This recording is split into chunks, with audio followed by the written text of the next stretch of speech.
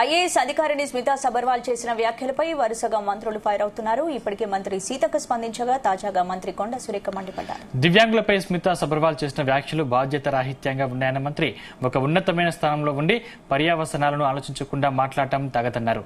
తమ మాటల ద్వారా సమాజానికి ఎలాంటి సందేశం వెళుతుందో దృష్టిలో పెట్టుకుని మాట్లాడాలని హితవు పలికారు.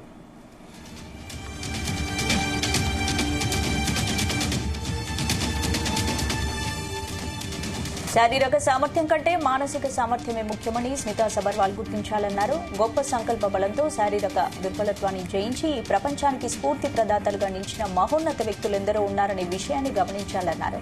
ఇక కాంగ్రెస్ ప్రజాప్రభుత్వంలో వివక్షకు తావులేదని, అన్ని వర్గాల హక్కులకు రక్షణ ఉంటుందని మంత్రి కొండ సురేఖ స్పష్టం చేశారు.